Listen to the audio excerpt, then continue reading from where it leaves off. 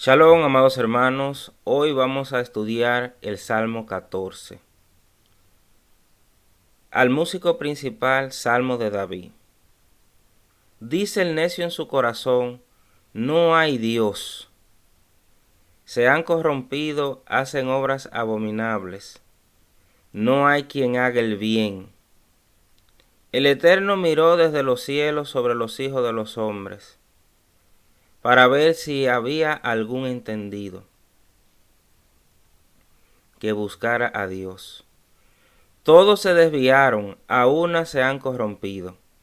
No hay quien haga lo bueno, no hay ni siquiera uno.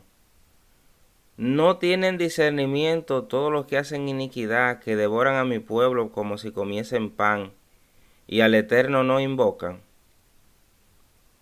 Ellos temblaron de espanto, porque Dios está con la generación de los justos. Del consejo del pobre se han burlado, pero el Eterno es su esperanza.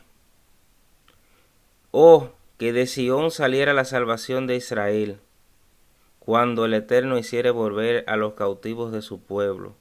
Se gozará Jacob y se alegrará Israel. Lo primero es que el Salmo 14 es un salmo muy casi igual que el Salmo 53. Salmo 14 y Salmo 53 tienen la misma temática y usted lo puede leer. En varias ocasiones, David tuvo enfrentamientos con otras naciones a nivel personal. Entonces este salmo se enmarca dentro de eso, luchas personales y luchas del pueblo de Israel contra otras naciones. ¿Para qué usamos este salmo cuando nosotros tenemos miedo? Podemos utilizar este salmo. Hay algo que nosotros tenemos que entender. ¿Cuál es la diferencia entre el necio, entre el que practica obras abominables, y entre el piadoso, el justo, el que hace lo que es agradable a Dios? Los dos tienen sentimientos. Los dos tienen la forma de pensar y forma de sentir. Tienen su cerebro y tienen su corazón. La diferencia entre el que hace obras abominables, el que está corrompido, y el que no, es que este se deja dominar por sus bajas pasiones. Se deja dominar, deja que todos esos sentimientos internos, él permite que eso prevalezca en su vida. Él no lo piensa, él no toma el tiempo de pensarlo, sino que se deja arrastrar por esos sentimientos que se generan dentro de su ser, o esas influencias externas que lo quieren dominar, y al final lo dominan. Esa es la diferencia. Una persona que practica lo que es agradable a Dios controla sus sentimientos. Es una persona que piensa detenidamente lo que hay en su corazón y ejerce dominio sobre eso. Recuérdense lo que pasó con Caín y Abel. Cuando están presentando la ofrenda a Dios, recuérdense lo que Dios le dice a Caín. Lo voy a leer. Esto está en Génesis 4, Génesis 4, verso 6. Entonces el Señor dijo a Caín: ¿por qué estás enojado? ¿Y por qué se ha demudado tu semblante? Si haces bien, no serás aceptado. Y si no haces bien, el pecado yace a la puerta y te codicia. Pero tú debes dominarlo. Es decir, Dios no ha dado la fortaleza a nosotros de dominar el pecado. Ahora, cuando tú te dejas dominar por el pecado, cuando tú te dejas dominar por las bajas pasiones, por tus instintos, ahí hay problema. Ahí viene el problema. Entonces dice el verso 1, dice el necio en su corazón, no hay Dios, se han corrompido, hacen obras abominables, no hay quien haga el bien. O sea, el necio, ahí en el texto dice el necio en su corazón, pero lo que realmente en el texto se plasma es lo siguiente. El corrupto, o sea, el necio, dice con su corazón. En vez de decir en su corazón, lo que el texto dice es con su corazón. ¿Por qué? Porque la persona corrupta habla con su pasión, la cual domina el intelecto de esa persona. El corrupto no cultiva la virtud de hablar a su corazón. Es decir, la persona corrupta no desarrolla la virtud de que sea su intelecto, su razonamiento, el que ejerce influencia sobre sus pasiones, para que sus pasiones no lo dominen. Entonces, eso es una nota importante que tienen que tener pendiente. Cuando ustedes tienen un problema, cuando ustedes se está gestando algo en su entorno, usted no puede permitir que sus bajas pasiones lo dominen. Usted tiene la fortaleza, y no solamente intelectual, sino que si usted está en el cuerpo del Mesías, usted tiene la fortaleza espiritual. Usted tiene el Espíritu de Dios para que lo ayude en medio de todas esas aflicciones, de todo eso que se genera en usted. Muchas veces a nosotros se nos olvida cuáles son las herramientas que nosotros tenemos para afrontar. No es que el enemigo nos está venciendo, no es que el enemigo nos venció, es que a nosotros se nos olvida cuáles herramientas Dios nos ha dado para poder vencer. En muchas ocasiones el pueblo de Israel era vencido. No era porque el enemigo tenía más fuerza que ellos, no era porque Dios los había abandonado, era porque ellos no habían clamado a Dios. Se habían dejado arropar, se habían dejado entenebrecer su mente y su corazón, y se habían olvidado que si ellos clamaban a Dios, Dios le iba a responder. Porque Dios mismo lo dice en su sagrada y bendita palabra. Clama a mí, yo te responderé. Y muchas veces Dios habló a través de Moisés y dijo que cuando vinieran esos tiempos de aflicción y el pueblo clamare y se arrepintiese, Él vendría en favor de ellos. Pero en muchas ocasiones al pueblo de Israel se le olvidó, principalmente después de que cruzó el Jordán, que se hizo la repartición de las tierras, en la época de los jueces. El pueblo de Israel se le olvidaba clamar a Dios, y ahí entonces, por eso era que recibía muchas derrotas. Pero cuando se levantaba un hombre o una mujer que clamaba a Dios, entonces ahí venía la salvación del pueblo de Israel. Entonces, dice el necio en su corazón, no hay Dios, se han corrompido, hacen obras abominables, no hay quien haga el bien. En cierta ocasión, David estaba en los terrenos de Nabal. Eso está en 1 Samuel capítulo 25, 24, 25. Yo tengo mala memoria para recordar esos versos. Y David estaba defendiendo las propiedades de Nabal. Pero cuando fue a pedirle a Nabal sustento, Nabal no fue agradecido. Nabal no fue agradecido. Entonces el necio en su corazón tiene ese problema, que él no es grato, no tiene gratitud. En muchas ocasiones a nosotros se nos olvida los favores que Dios ha hecho con nosotros, las grandes maravillas que Él ha hecho con nosotros. Entonces el necio se corrompe. ¿Por qué? Porque se olvida que Dios existe. Y al olvidarse que Dios existe, viene la decadencia moral, viene la caída moral. Y nosotros como cuerpo del Mesías tenemos que estar siempre presentes de que Dios está en todos los lados y que el principio de la sabiduría es el temor del Eterno. Los insensatos desprecian la sabiduría y la enseñanza y por eso caen en la depravación moral, en la decadencia moral. Entonces Nabal,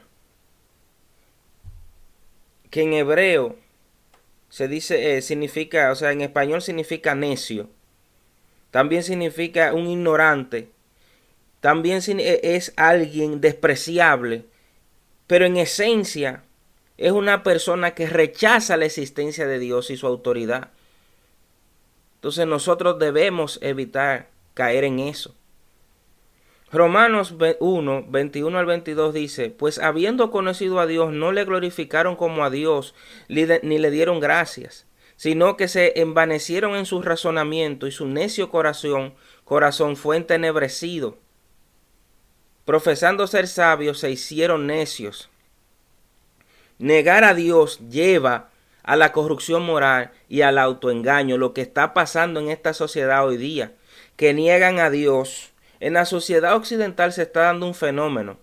La sociedad occidental, el crecimiento que la sociedad occidental tuvo fue porque se levantaron hombres y mujeres con Dios en su mente y en su corazón. Pero hoy día el mundo occidental está en decadencia exactamente porque se han olvidado de Dios en términos generales. Y tú crees, cuando tú dices que tú crees en Dios, ¿no? te dan por ignorante. Oye, cree en Dios. Dios no existe, te dicen.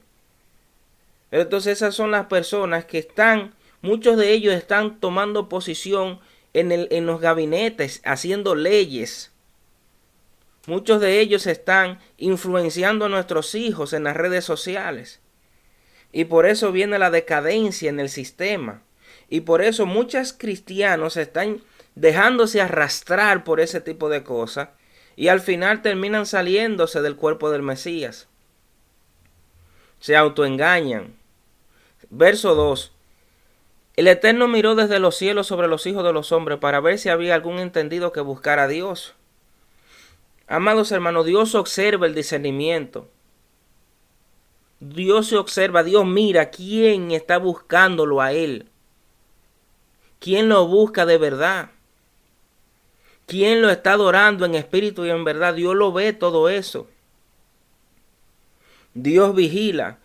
¿Ustedes saben cuál era la diferencia entre David y la diferencia entre David y la generación antes de David? Que David se ocupó por buscarle un puesto a Dios, un lugar a Dios. Mientras la generación anterior a él, en la época de los jueces, etc., el arca del pacto andaba rodando por ahí. Pero él se ocupó de buscar un lugar. Eso es lo que nosotros tenemos que hacer. La adoración tenemos que buscarle un lugar. No en la iglesia los domingos. No es ese. En tu mente y en tu corazón, en tu casa, en tu espacio más íntimo. Ahí tú tienes que buscar un lugar para Dios. Un tiempo para Dios. Mucha gente cree que la adoración no es los domingos en la iglesia. Eso es falso. La adoración es para... ir a la iglesia los domingos es para tú compartir con tus hermanos. Eso no es adoración. Tú alabas, etcétera, etcétera. Pero tu adoración no tiene que ver con cuatro paredes. Jesús dijo que los verdaderos adoradores adorarán en espíritu y en verdad. No en cuatro paredes de bloc. No debajo de un zinc. No debajo de concreto. Entonces, nuestra manera de vivir en el momento, en el día a día, en nuestro presente, habla del nivel de adoración que nosotros tenemos hacia Dios. Verso 3. Todos se desviaron, a una se han corrompido. No hay quien haga lo bueno, no hay ni siquiera uno. ¿Qué está pasando aquí? Aquí hay tiempos donde la generación que va subiendo se entenebrece su corazón por negar a la existencia de Dios. Entran en un periodo de corrupción moral universal. Entonces los impíos comienzan a destacarse. Surgen deseos egoístas en lugar de obedecer los mandamientos de Dios. Romanos 3, 10 al 12 dice, como está escrito, no hay justo ni a uno, no hay quien entienda, no hay quien busque a Dios. Todos se desviaron, a una se hicieron inútiles, no hay quien haga lo bueno, no hay ni siquiera uno. Pablo está citando el Salmo 14. Eclesiastés 7 también habla de lo mismo. La corrupción, amados hermanos, surge cuando empiezan a imperar los deseos egoístas. La iglesia, el cuerpo de Dios, tiene que cuidarse de los deseos egoístas, tiene que cuidarse de las bajas pasiones, para no caer en esto, en el desvío, que es muy peligroso. Verso 4. No tienen discernimiento todos los que hacen iniquidad, que devoran a mi pueblo como si comieran pan, y al Eterno no invocan. En muchas ocasiones el pueblo de Israel cayó en manos de emperadores, de los babilonios, de los asirios, de los romanos, etc., de los egipcios. Y ellos destruían, mataban, asesinaban a los hijos de Israel. Y hacían fiesta, destruyeron el templo, entraron al templo, lo destruyeron en varias ocasiones, en 2 ocasiones. Y tomaban los utensilios del templo y se lo entregaban a sus ídolos. Y hacían fiesta por haber destruido el templo. Y hacían fiesta por haber matado a los hijos de Israel, asesinado brutalmente, hacían fiesta. Usted, si usted es cristiano y lee la Biblia, usted se va a dar cuenta de eso. Usted se va a dar cuenta de cómo se levantaban emperadores malignos a destruir a los hijos de Israel, a oprimir a los justos. Actuaban sin conciencia y sin temor a Dios. Actuaban como los animales. Isaías 3:15 dice: ¿qué pensáis vosotros que aplastáis a mi pueblo y moléis el rostro de los pobres? Dice el Señor, el Eterno de los ejércitos. Dios mira todo eso. Cuando se levantan personas, naciones, a oprimir a los necesitados, a oprimir al pobre.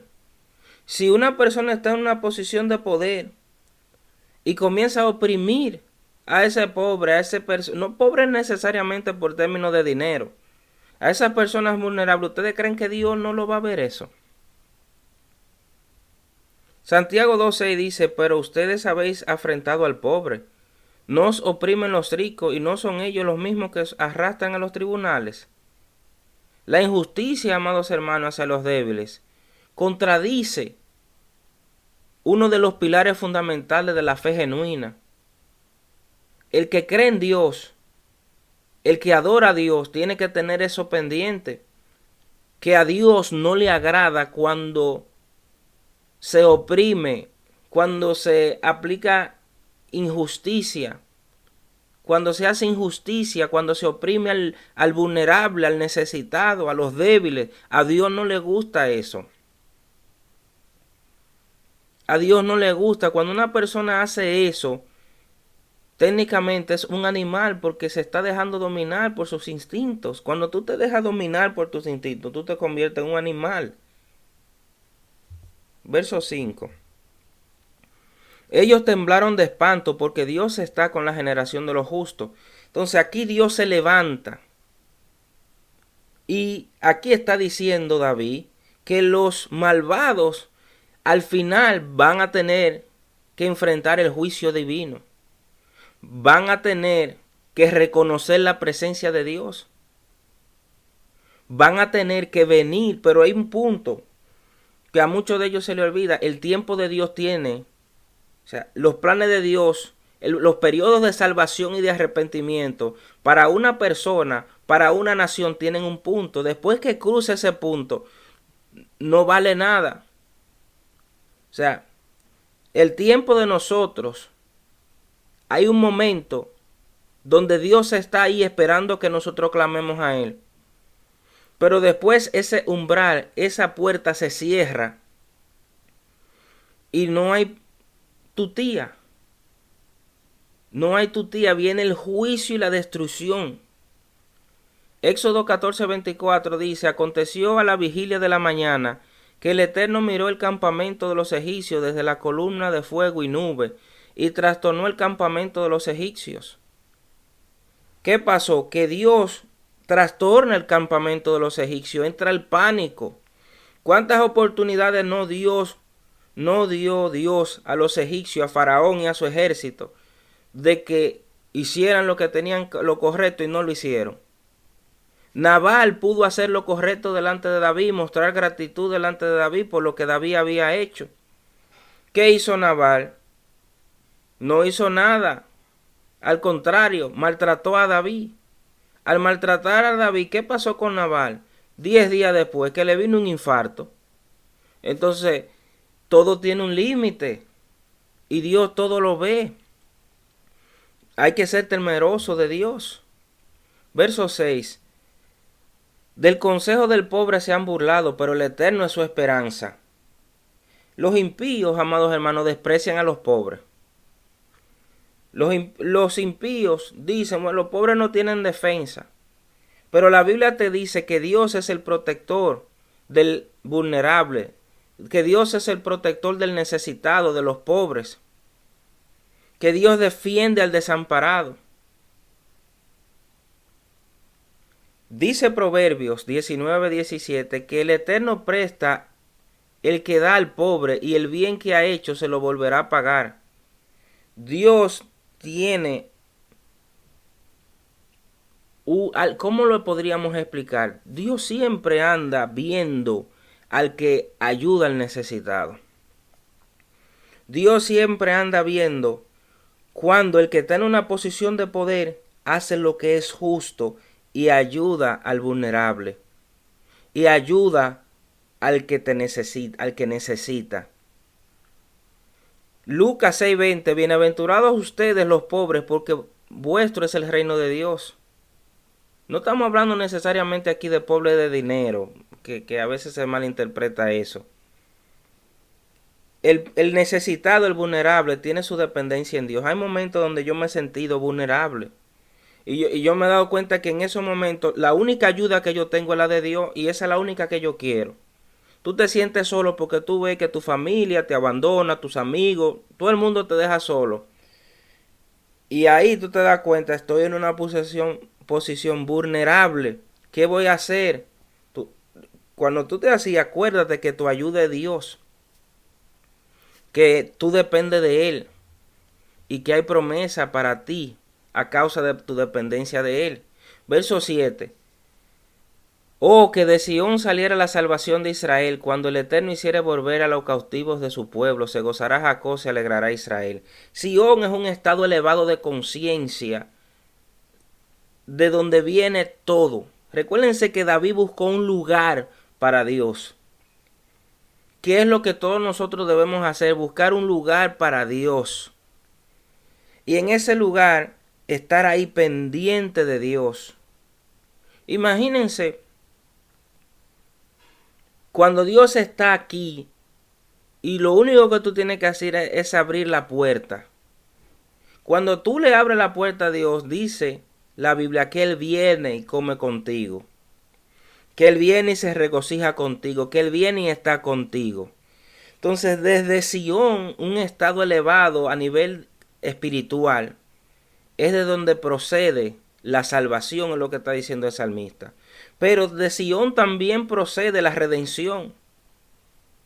Isaías 59:20, y vendrá el Redentor a Sión, y a los que se volvieran de la transgresión en Jacob, dice el Eterno. De Sión viene la redención futura. De Sión viene la redención espiritual. Viene la restauración del pueblo de Dios. Viene la restauración física del pueblo de Israel. Viene la restauración de todo el que pertenece a la comunidad de Israel, tanto judíos como no judíos. Romanos 11:26 dice, y luego todo Israel será salvo, como está escrito, vendrá de Sión el libertador, que apartará de Jacob la impiedad. El Mesías regresará, Él vendrá de Sión a libertar y todo Israel será salvo. Todo Israel será salvo, amados hermanos. Todo Israel será salvo. Entonces, este salmo es para recordar y tener gratitud. Este salmo es para recordarnos que el temor a Dios nos hace sabios. Este salmo nos hace recordar que tenemos que buscarle un lugar a Dios. Este salmo nos hace recordar que hay una redención que viene de Dios cuando tú clamas a Él. Este salmo nos hace recordar que la gratitud es un factor importante en nuestra adoración a Dios. Que tener gratitud, que no dejarnos dominar por nuestras bajas pasiones, nos da factores de éxito en nuestro camino en Dios, en nuestro transitar en esta vida. Tener gratitud, tener dominio propio, hablar con nuestro corazón y que prevalezca la voluntad de Dios y no la de nosotros son factores de éxito en nuestra vida. Habla el corazón, desde la mente habla con el corazón. Tenemos el razonamiento, tenemos las emociones. Tiene que haber una coinonía entre las dos. Y esa coinonía entre el razonamiento y las emociones y el corazón en el Espíritu Santo nos da factores de éxito, nos da el éxito. Recordar que Dios está en todos los lugares, en todos los tiempos. Que Dios está con el vulnerable, que Dios lo mira todo. Nos da éxito en nuestra vida. Nos da éxito. Recordar cómo Dios, analicen la historia del pueblo de Israel. Y usted se va a dar cuenta que cada vez que el pueblo de Israel clama a Dios y viene en arrepentimiento delante de sus pies, viene salvación desde Sión, viene redención para el pueblo de Dios. Y eso no solamente ocurre a nivel de nación, sino a nivel personal, a nivel tuyo, de tu hogar. Clama a Dios, busca su rostro, no le cierres la puerta, no seas como los necios que son ingratos, no sean como los necios que niegan la existencia de Dios. Tener siempre pendiente que Dios está ahí. Y cuando nosotros tenemos eso de manera constante, hacemos memoria de eso, de que Dios siempre está ahí, despídese que usted va a tener éxito, que usted va a tener la salvación que usted tanto anhela. Así que tengan paz, amados hermanos, en el nombre poderoso de Jesucristo nuestro Señor. Shalom a todos, bendiciones.